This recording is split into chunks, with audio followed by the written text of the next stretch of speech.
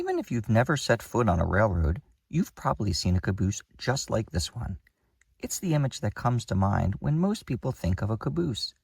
But what if one real caboose helped inspire one of the most famous model train cabooses ever made? Whistle Wisp seems to be hiding something behind the box. Are you going to show us? Oh, look, it's an American Flyer caboose. Nice find, Whistle Wisp. Now there's something unusual about this caboose.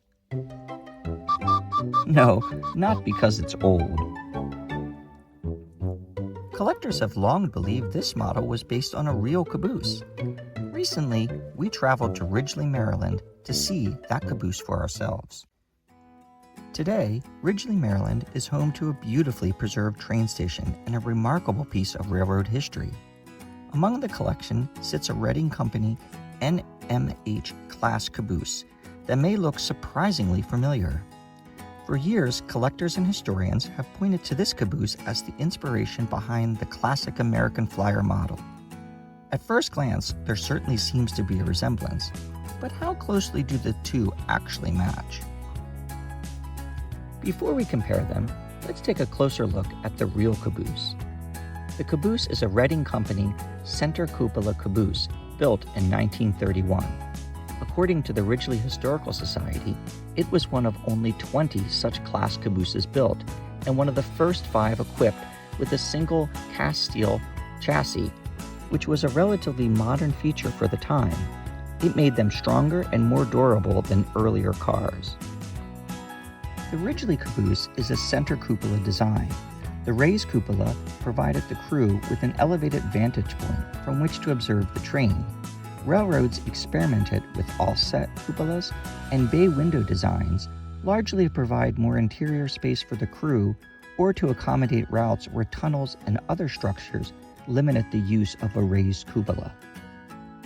Despite these variations, the center cupola design remained the iconic caboose shape most people recognize today. And that brings us back to the question at the heart of this story.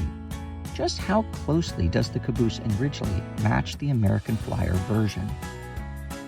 American Flyer introduced this Reading caboose in 1946 as part of its new post-war S-gauge line. The model remained in production through 1952 and became one of the most recognizable cabooses ever offered by Gilbert. Like many Gilbert models, it wasn't an exact scale replica. Instead, it captured the look and character of a real railroad caboose in a form that could navigate tight curves and stand up to years of operation. If this caboose really did inspire the American Flyer model, some of the key features should match. Let's see what we find. Start with the cupola. The shape is strikingly similar. Now look at the windows. Gilbert simplified them, but the arrangement is familiar. And there's one more interesting detail.